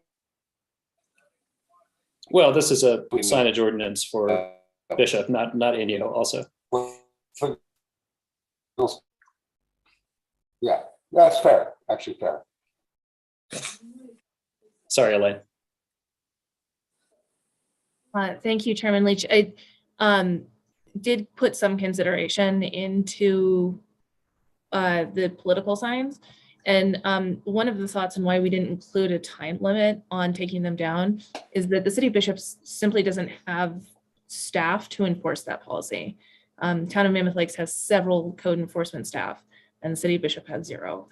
And so we could certainly include a provision putting a time limit on how long the signs could stay up. But I think enforcement would be problematic. Yeah, I frankly don't expect a whole lot of enforcement around many of the provisions in the signage ordinance, but it's still sometimes nice to have rules because sometimes when there are rules, people feel some obligation to obey them. Yeah, I mean, I would like to see language in there, but if other commissioners don't agree, then just take it for what it's worth. This will have to go before the city council anyway, and they'll have their own thoughts about that, I'm sure. And usually those political candidates, whether they win or lose, they're around the town picking up their sign, And half of the sign are flying in the air because they win so much in Bishop. Like one of the candidates was in my property sign, whoop, he blew to the street and my wife had to pick him up. That sign. you know. True enough. True enough. Okay, well, I think that concludes most of the issues. Yeah, pretty much all the issues I wanted to pick at. I know we have language in there about, element consistency within the sign. I also know that we have a number of signs that went up recently around town, which certain people, some of whom may be on this meeting, have described as font crimes. And these are signs that contain italics in giant letters, and then bold in smaller letters, and then yet a third font face, and then yet a fourth font face, and then yet a fifth font face, and everyone's in a different color and everyone's in a different style, and Slan just looks like a junkyard. Mammoth probably has gone a little too far, but there's actually explicit language in the Mammoth ordinance about no more than 2 font faces shall be used, and blah blah blah. I'm probably fine with the more general language about consistency of elements, but just thought I'd throw that out there for consideration.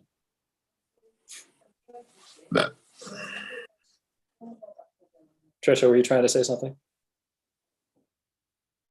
I saw your mouth move. That's why I asked. Clip art. What? Font, font crime and clip art is something. It's a sight to behold in large format, lit up at night. So, but I think on the face of it, the ordinance proposal as written tries to address those things. And I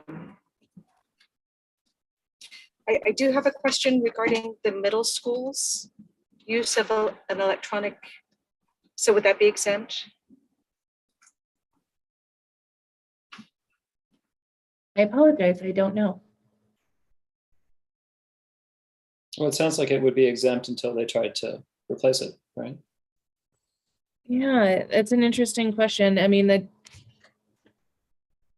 So I could weigh in on that if you'd like. that'd be very helpful. Thank you, Mr. Collins. So the school district is an entity of the state, and there's a doctrine called sovereign immunity that prohibits one public agency from being subject to the jurisdiction of another. So typically, the city's regulations and ordinances would not apply to an agency of the state. Okay. Well, that answers it. Hank, you've had your hand up for a while. Did you want to comment? I did. I did. I just want to make sure that we're all aware that this is a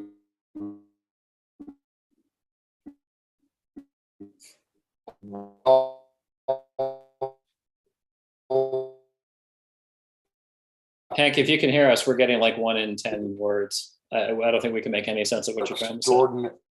And if this went in now, and the things we're talking about are real, oh, sorry, I'm gonna try again. Can you hear me? Yes. I keep getting okay. I have unstable connection. This is a great document. I think it's terrific. I think the things we're talking about are really small things that if they didn't make it in, I still would love this document. I still would love this ordinance. Okay. I just want to make that clear. That this is so well written. And if we miss out on a couple things with regards to political signs, that's livable, not a crushing. Okay. I think we got the gist of. Okay, sorry about that. No, that's good. Thank you for your comments. Okay, I think that's all that I had. Were there more comments from others? And Hank, you should put your hand down because we're going to call on you again if you don't. Okay.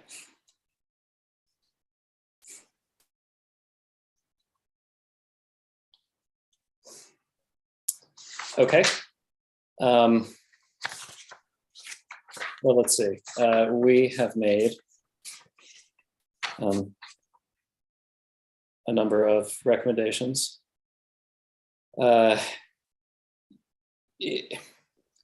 Just procedural question for Keith. If we were to, can we move to pass the resolution as written and ask that staff provide the feedback to the city council when they consider it? Or is that, should we ask for another writing of this before we vote on it? You could do it either way. It's certainly more customary to direct staff to make the changes and bring it back, or to just adopt it as amended orally tonight. Is the concern getting this before the council as quickly as possible? Well, yeah, that's one of my concerns. And, the other concern is that, as Hank points out, these are all second order adjustments to a first order document that's pretty good. And I think we're all fairly satisfied with. If it's helpful to the commission, I can provide just a quick summary of the edits requested. Okay. Okay, thank you. There was the request to establish a baseline minimum signage for small storefronts. 12 square feet was recommended, and staff will look into it to see if that is appropriate with the context of the ordinance. There was a request, I have a soft request to look at providing some further definition around historic signage. There was a request to put a limit on the distance that a projecting sign can project out from the building. There was a request that illuminated signs should be controllable and dimmable, and lighting limits should be established, with the direction to look at case studies from the Town of Mammoth Lakes ordinance. And those are all of the revisions that I've put into my notes. That jives with my memory as well. Okay. So commissioners, would we be comfortable recommending or making a movement to pass this as orally amended, with the understanding that some of those numbers have to be filled in by staff? Is that acceptable, Keith? Yes. Okay. Would someone like to make such a motion? Can I make a different motion? Sure. It's more, we recommend the ordinance as written with the following potential amendments. In other words, it's a well-written document. City Council, please consider these amendments if you so choose. Because I don't know. Is that a hugely different concept? I will, in my staff report to the city council, provide a summary of the discussion of the planning commission and call out the revisions that were made in the recommendation from the planning commission to the city council for their consideration. Then I would recommend the ordinance recommendation to city council as proposed, with additional comments associated with the proposal. Okay, are you recommending or are you making a motion? That would be my that would be my motion. That's what I was getting ready to say. Okay. Do we have a second for Hank's motion? Second. Okay. Michelle, can we have a vote? Yes. Commissioner Liu, Yes. Commissioner Lothrop, Yes. Commissioner Bakta, Yes. Commissioner Truxillo, Yes. Chairman Leach. Yes. Motion approved for recommending the adoption of an ordinance adding Title 17, Chapter 85, entitled Signage, amending Section 17.76.110 Signs, Commercial, and amending Section 17.62.100 Sign of the Bishop Municipal Code with the revisions noted by Kabbalah. Okay, thank you, staff and commissioners. Moving on then to our second to last agenda item, item D. an ordinance modifying chapter 1775-040 accessory dwelling units development standards. Elaine, would you like to introduce this? Evening, commissioners.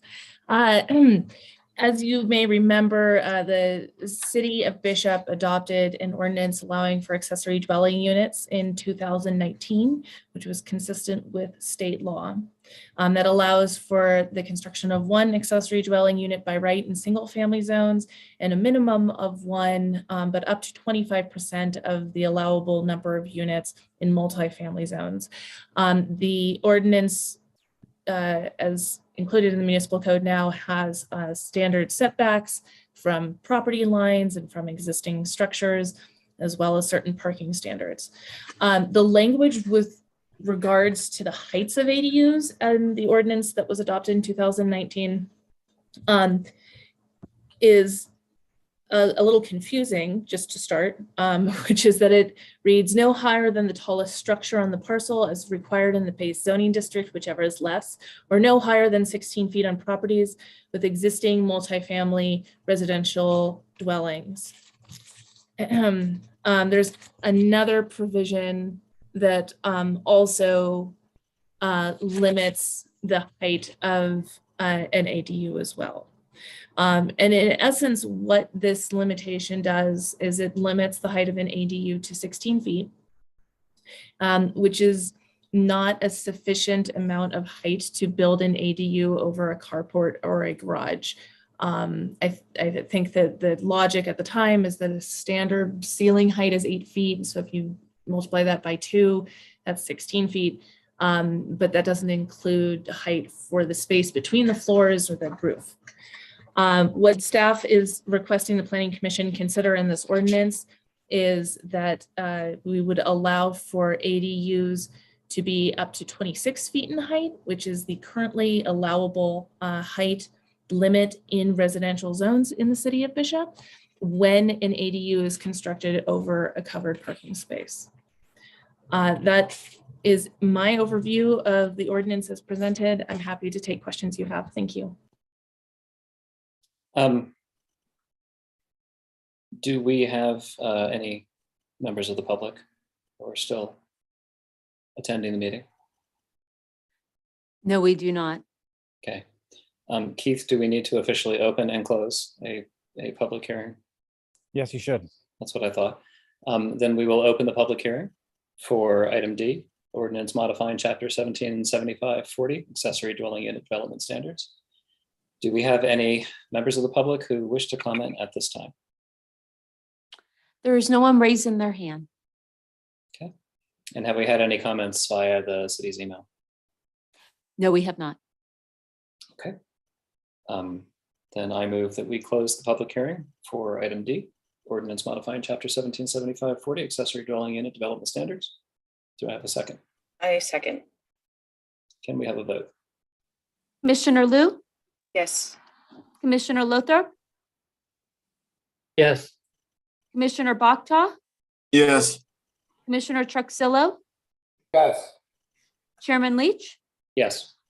Motion approved to close the public hearing. Okay. I'll just lead off with my only comment about this. It makes sense. I understand the logic of what is intended.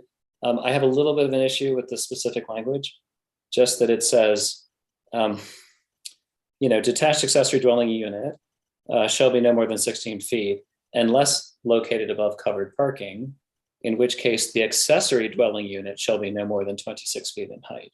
I think what we mean to say is that the combined structure shall be no more than 26 feet in height. Because the language right now distinguishes the accessory dwelling unit from the garage on top of which it sits. And so my literal read of this, if I were to be a strict grammarian or a lawyer, would be that, it would actually allow a building that is, 26 feet in height plus the height of the garage on top of which it's sitting.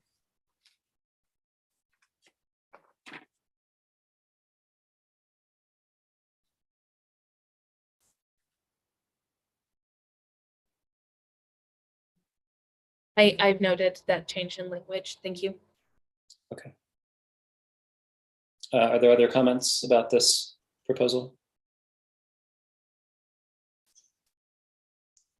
In the long term, are we going to get ourselves into trouble restricting this to only above a garage or parking spot? What if somebody has a single story regular building and wants to come and add an ADU on top of that? Wouldn't that just fall under a modification to their house and be subject to height restrictions for a, single family dwelling? Yeah, I would agree with that interpretation, that if it was an attached ADU to the primary residence, that it would fall under the existing 26-foot height limit.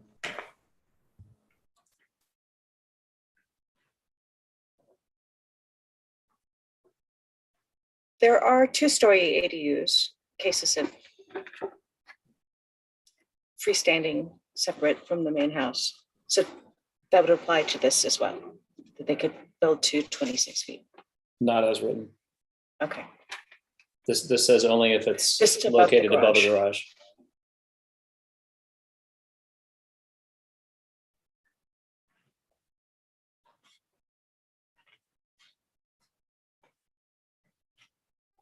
Okay, any other comments?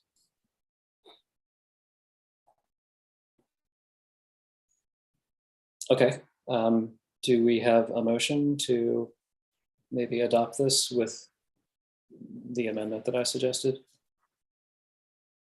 Or other motions?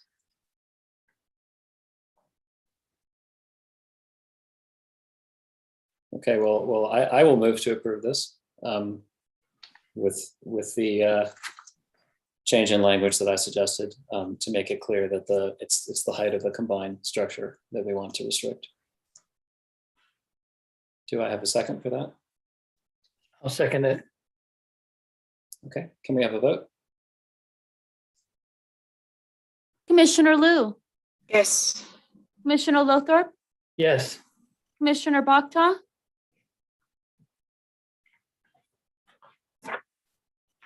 Carrie, can you unmute, please? Yes. Commissioner Truxillo, Yes. Chairman Leach? Yes. Motion approved to adopt a resolution of the Planning Commission of the City of Bishop, State of California, modifying section 17.75.040 accessory dwelling units, development standards of chapter 17.75 accessory dwelling units and junior accessory dwelling units of Title 17 zoning of the Bishop Municipal Code with the wording change noted. Okay, that brings us to the last item on our agenda, election of officers. Unless there's any other new business. But I will turn it over to staff.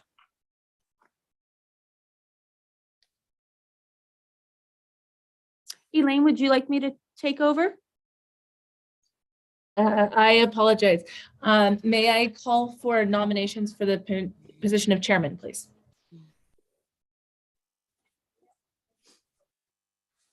Yes. I would like to nominate Commissioner Liu for chairman.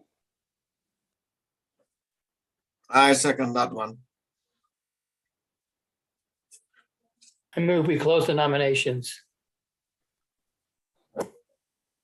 Do we need a second for that? I'll second that we close the nominations.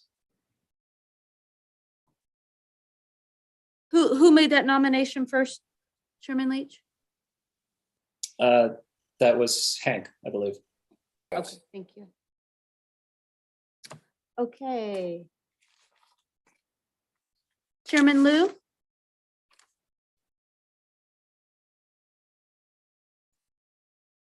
I mean, sorry, Could I Commissioner Liu? abstain? Could I abstain You, from voting? Or what is the procedural? you do not have to abstain. You can vote. And this is right now, this vote. Just to is close, just to close. Okay, great. Yeah, so Commissioner Liu, Yes, please. Commissioner Lothrop, Yes. Commissioner Bakta, Yes. Commissioner Truxillo, Yes. Chairman Leach, Yes. motion approved to close the nomination. And now I'm going to take a roll call for Commissioner Liu to be chairman. Commissioner Liu, I'll abstain if possible. Commissioner Lothrop, Yes. Commissioner Bakta, Yeah, Commissioner Trexillo, Yes. Chairman Leach. Yes. Motion approved for Lou to become the chairman for the next year.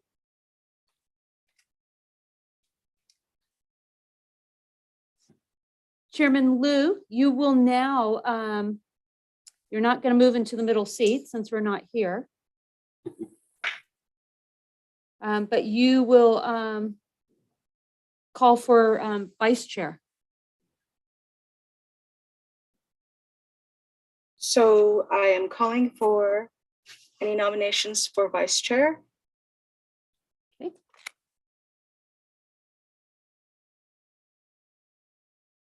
I nominate Bob Lothar. I'll pass on that. Thank you. Bob, Been there, done that. Wish I could have thought of that one. Too late. all right, well, I'll nominate Commissioner Bakta. my commission is due this July. So I don't know if the city council approve me or not. So I won't be a good candidate at the present moment. Well, I think we can address that later. We could. I believe we would address that later. Okay, then I accept the, Well, we have to vote yet, but yes. okay, thank you, sir. Do we have a second? I'll second it. Okay, so this voting is to close nominations, okay? Commissioner Leach, Yes. Commissioner Lothrop, Yes. Commissioner Bakta, Yeah, Commissioner Trexillo, Yes. Chairman Liu. Yes. Motion approved to close the nominations. This vote will now be for Harry Bakta for vice chair for the next year. Commissioner Lothrop, Yes. Commissioner Bakta, yes, Commissioner Trexillo, Yes. Commissioner Leach, Yes. Chairman Liu. Yes. Okay, Harry Bakta will be the vice chair for the next year. Thank you. you're welcome. Can I make a statement at this point?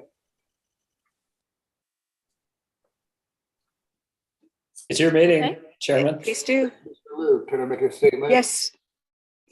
I really want to Commissioner- thank Commissioner Leach for an awesome job over the last, not just one, but term and a half.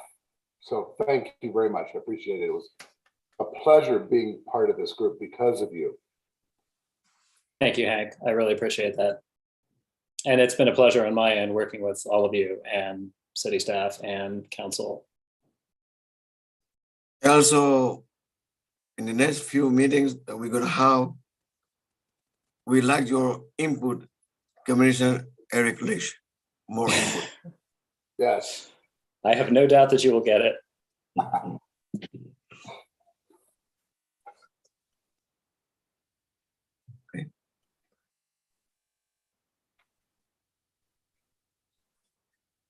And Chairman Liu, I apologize. I see that on the agenda, I did not add staff and commission reports. Collins, is that okay if we call for it? Yeah, yeah, it is. You won't be taking any action on those, and so there's nothing to Okay. invalidate. It's fine to add those. Okay, thank you. So I would call for Elaine for staff and meeting reports at this point. Elaine, take it away. Thank you, Mr. Collins, for allowing us this because there is one at least one update that I did want to provide, which is that I believe that the city has updated, as you can see, the city council chambers with the equipment to hold in person as well as Zoom meetings. I believe that the city council will be returning to in-person meetings at their next city council meeting, which will set the precedent for the planning commission as well. So we should be returning to in-person meetings for our next planning commission meeting. Aside from that, our housing element continues to be under state review by the Department of Housing and Community Development. And the specific plan environmental document is in progress. I've seen an administrative draft of that document and it looked very good. So I'm hoping that we can issue the public draft EIR shortly. Those are all of my staff reports at this time. Thank you. Thank you. And with that, I guess we can adjourn the meeting. Chairman Liu, I just wanted to Sorry. show that hopefully everyone got to look at the new videos of our new council chambers. And we'll see how it goes with everyone here.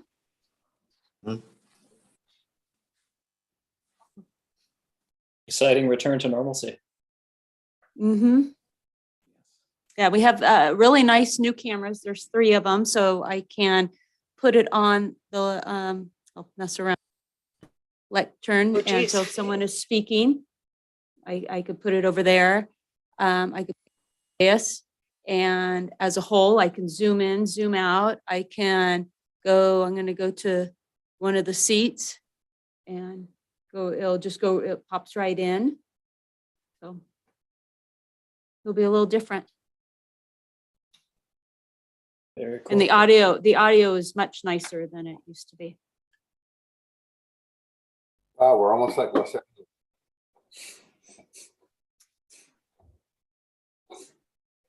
Should this be a reminder to, since we'll be meeting in person, and there was a memo that was sent to all city employees and commissioners and councilors regarding providing COVID-19, following COVID-19 protocols for the city.